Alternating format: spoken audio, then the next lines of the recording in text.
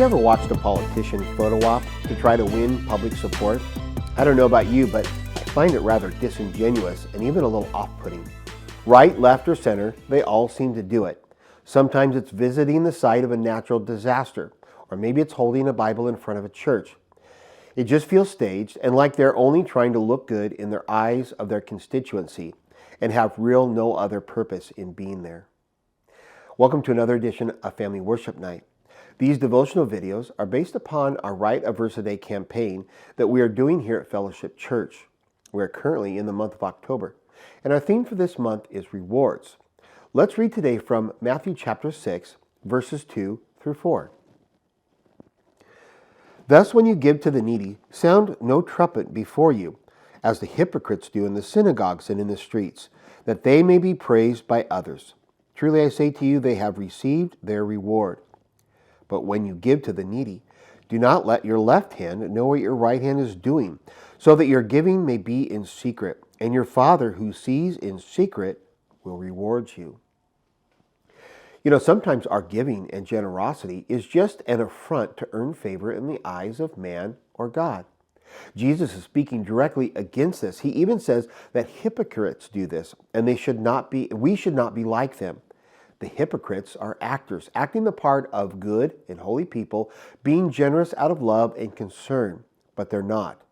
In fact, unlike the widow who gave her pennies out of devotion and sacrifice, Jesus warns against the kind of giving that is motivated by selfishness and offered out of our excess.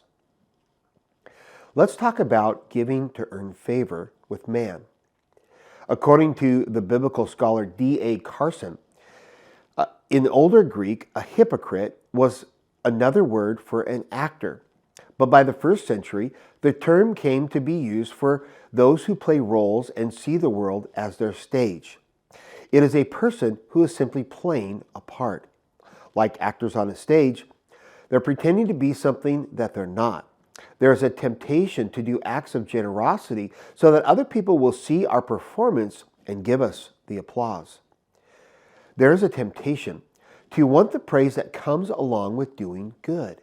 Jesus said, "Don't blow your own horn. Don't draw attention to yourself and what you have done, or else you will already have received the fullness of your reward."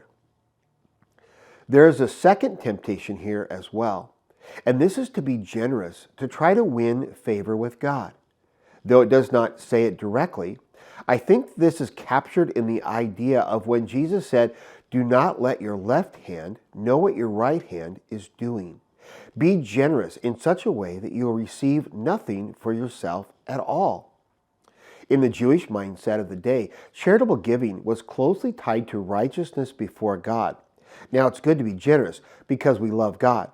But in their minds, they needed to give alms in order to win favor with God and earn forgiveness of sin. So Jesus says, give so that your giving may be in secret. So secret that you're not even thinking about it, or you have no ulterior motive except you have a heart of generosity. I recently read a story about a man named Greg who delivered newspapers in central New Jersey.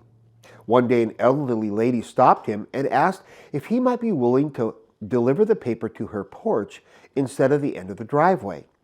She explained that it was getting difficult for her to walk all the way down to the street.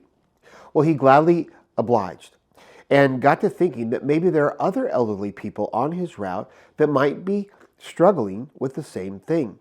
That got him to thinking that if they're struggling to walk to the end of their driveway, they're probably also struggling to do other things, like get groceries.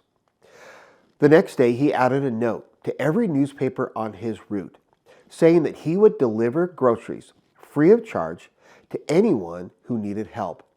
Since that day, he has delivered groceries to over 100 elderly people from his paper route. He wanted no trumpet sounds, but people heard the story, and his secret is out. A heart of generosity responds simply because it is good. Thank you for joining us for this episode of Family Worship Night. We'll see you again next week.